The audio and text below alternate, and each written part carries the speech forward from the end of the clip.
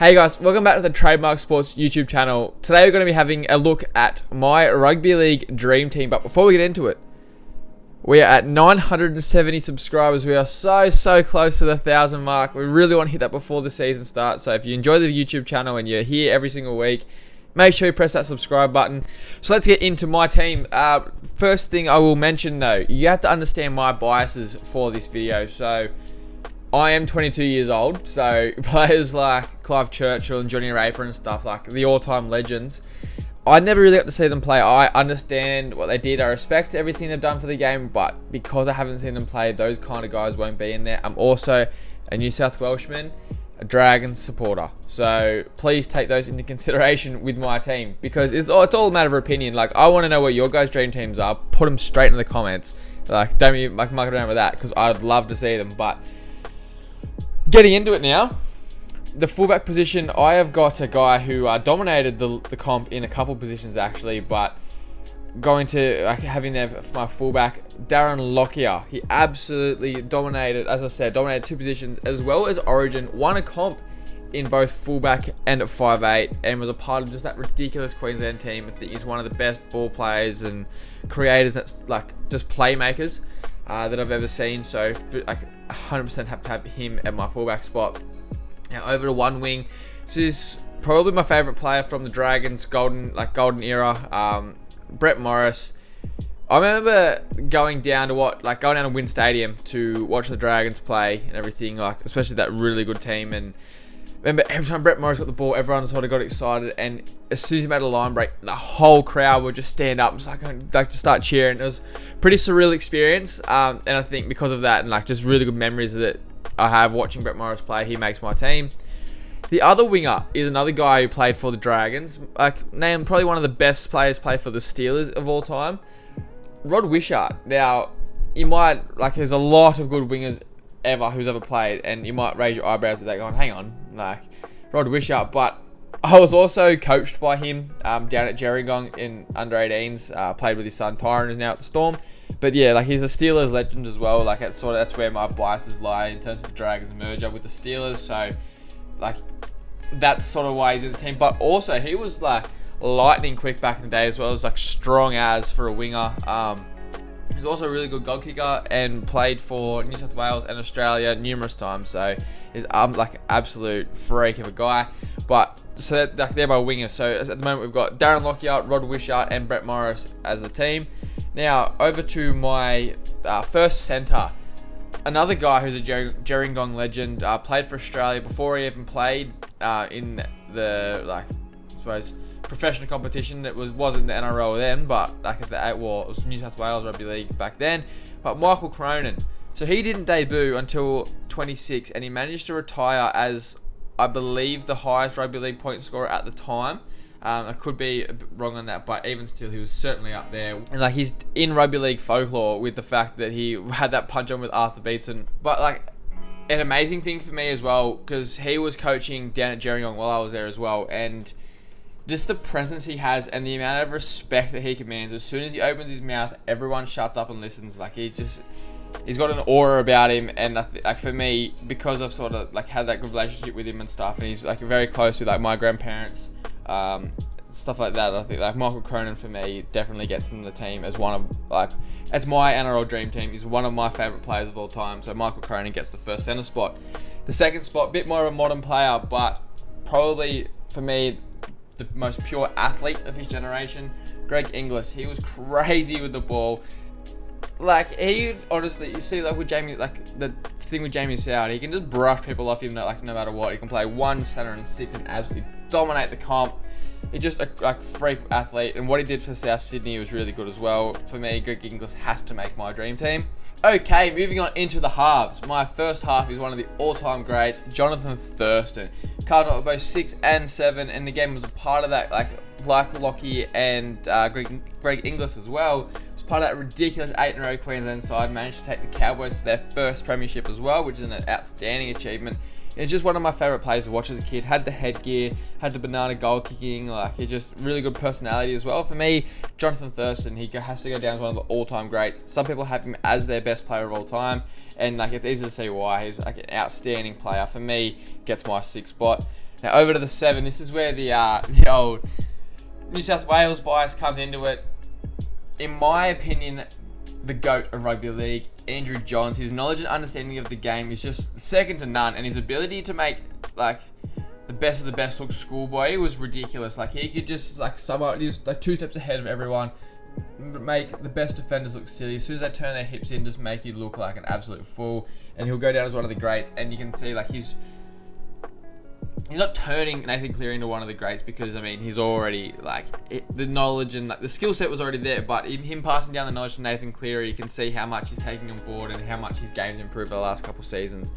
Into the forward pack, my first front rower, this might be like raised a few eyebrows as well, but Willie Mason is an absolute animal. At the Dogs, he was a nightmare, strong ball carrier, and could whack people in defense as well.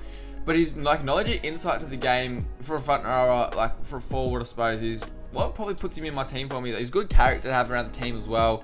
But you see, like with the work he's doing in the YKTR boys and as well as like the Doggies, he's got such a good footy mind. Hey, it's like honestly really good to see, and I think he's going to have a really big impact on the culture at the Dogs, and he's probably going to be a large reason why they go back to their former glory. When he was there in the front row with Marco Mealy and like just being an absolute animal. Onto my second front rower, Petro Civoniceva. What a name, like absolute rugby league name, destined for greatness. But he was just like, he's never a flashy player, but he's just a rugby league hard man. Like you know, no matter what, he's going to give you 150 plus meters and 30 plus tackles. Like he's always just like tireless worker, the kind of guy you want to play alongside, and he never ever complained. Just got his job done and just left a wag while doing a path of absolute destruction. So yeah, 70 cents a litre. Petro takes my second front row spot. Over to number 9. I think this is the probably least contested position in terms of this, just because of how good he was. Cameron Smith, for me, easily the best number 9 to play the game. He was basically a halfback at 9, especially when he was playing with Jerome Hughes, which allowed him to not be like the typical kind of 7. He would just control the game from like the dummy half position.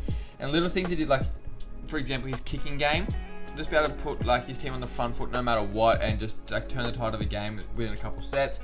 And just like, I know he got a lot of hate for it, and I hated it when he was doing it for Queensland, but little stuff like the niggle to get under the opposition's skin set him apart from most, and it was one of the reasons why he goes down as one of the greatest for me.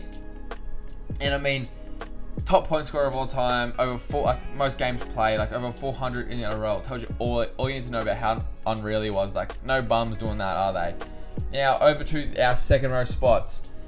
Nathan Hindmarsh, again, a dog, would tackle until his shoulders fell off. Like Hiney was the guy I'd absolutely loved to play with. Had his heart on his sleeve all the time, giving on 100% no matter what. Whenever he stepped onto the field, one of the most beloved characters of the game as well. Seen by his final game. Like it was meant to be at Para Stadium, which I think at the time had maybe 30,000, maybe or 30,000 people that could get there. They moved it to ANZ, an 80,000 seater stadium, because of the demand for tickets. Like that just shows you how loved this guy was. Yeah, one of the greatest for sure. Really good for the Blues as well. Nathan Hindmarsh is my second rower. Second rower, a guy I'm pretty sure he played a fair bit of footy with at the Blues as well. Steve Menzies. The fact he is third all time on the try scorers list and he's a forward, he's just an absolute animal. He was incredible, like with the ball, obviously, but defensively as well. He was just like solid as a rock, and he's probably one of Manly's and one of like the Blues' best ever edge players. So that second row spot is filled by Steve Menzies for me. Now over to our lock. This is a position that sort of changed a lot throughout the course of history, and probably maybe more than any other. Like it was initially like a third half, and then changed to a sort of a damaging ball runner that could be really good defensively and have sort of ability to ball play, and then became just like a third front row, an absolute battering ram. And now it's going back to what it was maybe when this guy was playing, like not a third half per se, but someone who definitely needs to have ball skills and also be able to tackle and run and like just basically be able to do pretty much everything on a footy field. But this guy, for me, he's like one of the best players ever. Brad Fittler. The fact he could have made this team in 3 positions shows you how good he was. Like if I had him in the centres or had him at 6, no one really complained. Like, he's just such an animal, man. Like, imagine making your Origin debut, your first grade debut, Origin debut, and then going to school the next day. Like, Fittler was incredible from day dot in the professional league. He's a great rugby league mind, was always 2 steps ahead in attack and just would torch defenses, but super solid in like defense as well. Onto the bench. This guy, I don't think he played off the bench very much, if at all. I briefly remember him playing a couple games there, but Billy Slater has to get into my team somewhere, and I think 14, unfortunately for him, is the spot. He's going to have to warm the pine for a bit, but arguably one of, if not the best fullback of all time. Billy Slater did everything at 100 miles an hour, and that's one thing I loved about him. Like, you get the ball off a kick. There's none of this dawdle and back. Like, sort of like Dylan Edwards, what he does now, and just get back and just sprints to the defense, goes absolutely as hard as he can.